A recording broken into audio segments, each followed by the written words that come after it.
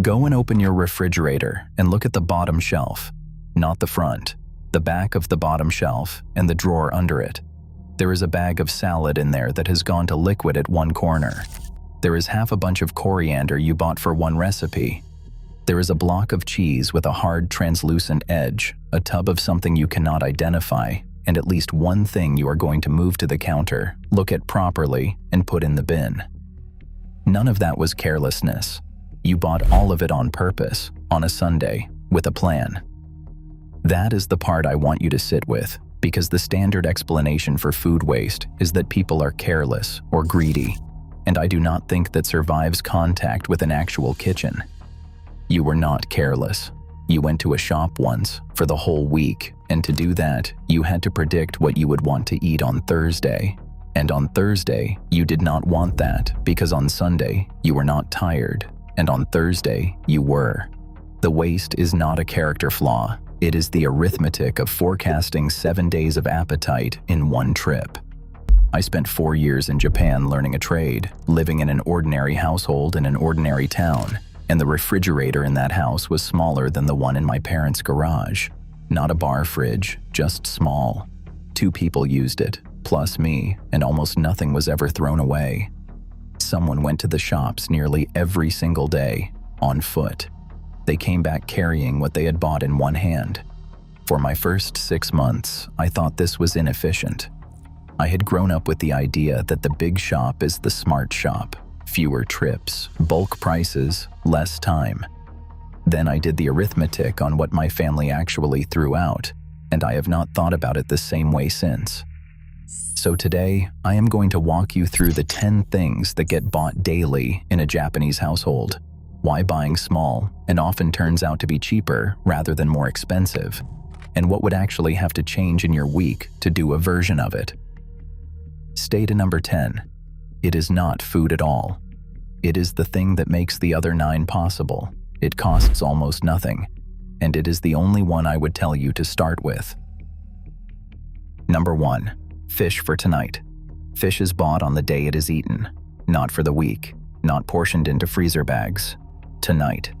The counter reflects that. It is set up to sell you one meal, a couple of fillets, a single whole fish, a small tray of something already sliced, and the prices are marked per piece rather than per enormous pack. 2 things follow from that, and the second one is the one people miss. The first is obvious. Fish is the most perishable thing most households buy, and the gap between excellent and unpleasant is about 2 days. Buying it on the day removes the entire problem. The second is that when you buy fish for tonight, you buy what looks good tonight. You are not standing in front of a chest freezer executing a plan you made on Sunday. You are looking at what came in, and what came in is what is in season, and what is in season is cheaper and better. The decision is made in front of the thing rather than in advance of it. My teacher's wife had a specific walk she did. She looked at the fish first and then decided the rest of the meal, not the other way around. The menu was downstream of what was actually good that morning. Do this. Once this week, decide dinner at the shop instead of before you go. Just once. Walk in with no list and buy the thing that looks best, then build the meal around it. Number 2. Tofu, which has a 2-day life and is better for it. Fresh tofu in Japan is a daily purchase. It is sold in water, in a shop that made it that morning, or in a supermarket that took delivery that morning, and it is good for about 2 days. The tofu in an American supermarket is a sealed brick with a date 6 weeks out. Those are genuinely different foods. The shelf-stable version has been pasteurized and pressed to survive transport, and what it gives up is texture and a faint sweetness that the fresh version has and the sealed one does not. If you have only ever had the brick, you have not had the food, and I say that as someone who spent 2 decades thinking he did not like tofu. The point beyond tofu is the trade being made. Long shelf life is not free. It is bought with processing, and processing takes something out. We have made shelf life the default requirement for almost everything we eat, and then wondered why it all tastes like less. Do this. Find a shop that sells fresh tofu in water. Asian groceries almost always do, and it costs about the same. Buy it on the day you will eat it. Number 3. Vegetables in the amount you will actually cook. A Japanese supermarket will sell you half a cabbage, a quarter of a daikon, 3 carrots, loose, 1/8 of a pumpkin, cut and wrapped. An American supermarket sells you a whole cabbage, a bag of 8 carrots, and a 2-pound bag of onions because the packing is cheaper that way and because the price per unit looks better on the shelf label. Here is the trap in that label. Price per unit is only the real price if you eat all of it. Half a cabbage at a higher unit price beats a whole cabbage at a lower unit price if you were going to throw away the second half, and you were, because you have thrown it away before. This is the single biggest reason the daily shop is cheaper rather than more expensive, and it is completely invisible on a receipt. The receipt shows what you paid. It does not show what you binned, and the bin is where the money actually went. There is a second thing the cut vegetable does that has nothing to do with waste, and it is the reason I kept buying them after I came home. A quarter of a pumpkin is a decision that has already been made. You are not standing in the kitchen at 7 o'clock looking at a whole squash and quietly deciding that tonight is not the night you deal with that. The barrier to actually cooking a vegetable is very often the size of it, and shops that sell things whole have accidentally made cooking harder. Half a cabbage gets eaten. A whole cabbage becomes a project, and projects get postponed, and postponed vegetables are what the drawer at the bottom of your fridge is full of. So the small portion is not only cheaper per unit eaten, it is more likely to be eaten at all, which is a different mechanism doing the same work. Do this. Next shop, deliberately buy the smaller, more expensive per unit version of one vegetable you regularly waste. Then notice whether you throw any of it away. Number 4. Fruit, one piece at a time. Fruit in Japan is often sold as single items. 1 apple, 1 peach in a little net. A single bunch of grapes with a price on it that will genuinely shock you. The expensive gift fruit is a whole separate phenomenon, and it is not what I am talking about. I mean ordinary daily fruit, bought 1 or 2 pieces at a time, eaten within a day or 2. An American household buys a bag of apples, eats 3, and the rest goes soft in the bowl. Everyone knows this, and everyone keeps buying the bag because the bag is cheaper. The bag is cheaper per apple and more expensive per apple eaten, and the second number is the only one that matters. There is also a small psychological thing that I noticed in myself. When fruit is bought singly, it gets eaten deliberately. When it is bought by the bag, it becomes background, furniture in a bowl, and background does not get eaten. Do this. Buy 2 pieces of fruit instead of a bag. Eat both. Repeat. Number 5. Small everything. Milk in a carton about half the size of an American one. A small bottle of soy sauce rather than a jug. Cooking oil in a bottle you can lift with 2 fingers. Rice in bags a fraction of the size of the sack in a warehouse store trolley. The rice one is worth pausing on, because it is the exception that explains the rule. Rice is one of the very few things a Japanese household does buy in bulk, and it is bought in bulk because it keeps. The organizing principle is not small for its own sake. It is, buy the amount that matches how fast this specific thing goes bad. We have replaced that with a single rule. Buy the biggest size, applied to everything, regardless of how long it lasts, which works brilliantly for rice and terribly for cream. And there is a second cost to the big container that nobody mentions. Oil goes rancid, spices go flat, and a jug of soy sauce that takes you 14 months to finish tastes noticeably worse in month 12 than it did in month 1. You are not saving money. You are paying slightly less for a product that is slightly worse for most of its life. Do this. Pick the one thing in your cupboard that is always half finished and slightly stale. Buy the small one next time. Number 6. Something already cooked. Every Japanese supermarket has a substantial section of prepared side dishes, simmered vegetables, fried things, salads, small portions of fish, bought by weight or in small trays, and taken home to be part of dinner rather than to be dinner. I want to be careful here because in America, the equivalent aisle is understood as a compromise. Prepared food is what you buy when you have failed to cook. There, it is not framed that way at all. A household making a meal of rice, soup, a main and 2 small sides is not expected to produce all 5 from scratch every night.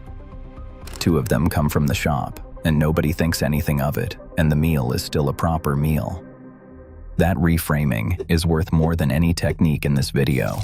A great many people cook nothing on a bad evening because the only options they see are cook everything or order everything. A third option, cook 1 thing, buy 2 things, is normal there and almost invisible here. There is a reason the shop version is genuinely good there and genuinely mediocre here, and it is not skill. Those side dishes are made in volume, that morning, to be eaten that day, by a shop that will make them again tomorrow. Nothing in them needs to survive 4 days on a chilled shelf, so they can be seasoned properly, cooked properly, and left alone. The American deli counter is solving a harder problem. Its food has to look acceptable at 8 in the evening, after 11 hours under a light, which pushes everything toward more salt, more sugar, more acid, and more oil, the things that hold a dish together past its natural life. That is why it tastes the way it tastes, and it is not the cook's fault, which gives you a rule for finding the good version wherever you live. Buy prepared food from a place that sells out. If the tray is nearly empty an hour before closing, that food was made to be eaten today. Do this. On the next evening, you would have ordered in, buy 2 prepared sides and cook 1 thing, rice or noodles, plus whatever the shop made well. Number 7. Bread in the amount you eat. Japanese sliced bread is sold in loaves of 4, 6, or 8 thick slices, not 22. I found this hilarious for about a month, and then I understood it. A 6-slice loaf is 2 days of breakfast for 2 people. It is bought fresh, it is eaten fresh, and the question of what to do with the stale end of a loaf simply does not arise because there is no end. The American loaf is sized for a week, which means the last third of it is eaten at a quality nobody would have accepted from the first third. You are not buying more bread. You are buying the same amount of good bread plus a quantity of mediocre bread and paying for both. Do this. Buy the smallest loaf your shop sells, even at a worse price per slice, and see whether you actually eat more of it. Number 8. The small fermented things. Natto in packs of 3. Miso in a tub sized for a few weeks. Pickles in small sealed portions. Individually wrapped umeboshi. These are daily shop items, not because they perish fast, several of them famously do not, but because they are eaten in tiny amounts, and a large container is simply the wrong shape for the way they are consumed. A tablespoon of miso goes into a bowl of soup. At that rate, a big tub is a 9-month commitment to 1 variety, and miso varies enormously between makers and regions. Buying small means you are eating 3 different misos a year instead of 1, which is not a luxury. It is just what happens when the container matches the consumption. There is a wider point here about variety that took me a while to notice, and it is the quiet cost of buying big. A large container commits you, not to a food, to a specific version of that food, for months. Buy the 9-month tub, and you have decided, without meaning to, that you will eat 1 miso until next spring. Multiply that across a pantry, and you get a household eating a startlingly narrow set of flavors, not because anyone chose narrowness, but because every individual purchase was sized for economy, and economy always favors the big one. The small container is doing something the price label cannot show you. It is keeping the next decision open. I noticed this most with soy sauce. In that house, there were 2, sometimes 3, and they were not interchangeable, and nobody thought of that as an indulgence. They were small bottles, so having 3 was normal rather than extravagant. Do this. Buy the small size of 1 condiment you like, and buy a different brand next time. That is the whole point of the small size. Number 9. Whatever has the sticker on it. Late in the day, Japanese supermarkets discount fresh food that will not keep, cooked items, fish, prepared sides, with stickers slapped on by hand, deepening as closing approaches. And people plan around it. There is a whole rhythm to who is in the shop at 7:30, and it carries no stigma whatsoever. It is not scavenging. It is shopping at the time of day when the food that must be sold today is priced to be sold today. This only works if you shop daily. If you shop weekly, you cannot build a meal around what happens to be discounted this evening. You need specific things in specific quantities decided in advance. The big shop locks you out of every deal that is not planned. That is the honest economic case for the daily shop, and it is the opposite of what people assume. Frequent small shopping does not mean paying full price more often. It means being in a position to buy what is cheap today, which the weekly planner cannot do. The absence of stigma is worth its own sentence, because in America, there is quite a lot of it, and it is expensive. Buying the reduced item here carries a faint sense of having been caught short. People will quietly avoid the yellow sticker shelf in front of a colleague. That embarrassment is a tax, and the people paying it are frequently the ones who can least afford to. There, the evening discount is simply the price the shop has decided on for food that must move today. There is nothing to infer about the person buying it, because everybody buys it, including people who are perfectly comfortable. I do not think a video changes a social attitude, but it is worth knowing that the discomfort is local rather than universal, and that in a country with a genuine obsession about food quality, buying the marked-down fish at 7:30 is considered good sense rather than a confession. Do this. Once, go to your supermarket in the last hour it is open and just look at what has been marked down, then build dinner from it. Number 10. The bag. Here it is, and it is not food. Everything above only works because of one physical constraint, and the constraint is that the person walking to the shop is carrying the shopping home in their hands. That is the whole mechanism. There is no trolley, there is no car boot. There is one bag and 2 arms and a 10-minute walk, and that puts a hard ceiling on how much can be bought in one trip, a ceiling that has nothing to do with willpower and cannot be argued with. A trolley holds about a week of food because it was designed to. A car boot holds about 3 trolleys. Every part of the American shopping system was built to remove the limit on how much you can move in one trip, and it succeeded completely. And the result is that the only thing now limiting your purchase is your own judgment about a Thursday that has not happened. Take the vehicle away, and the problem solves itself. You buy what you can carry, which is about a day, which means you come back tomorrow, which means nothing sits long enough to spoil. I am not going to tell you to sell your car, but you can impose the constraint artificially, and it works, and it costs nothing. There is one more effect of carrying it that I did not expect, and it is about what you buy rather than how much. When the shopping has to be carried, weight becomes a real consideration, and the heaviest things in a trolley are almost always the ones with the least food in them.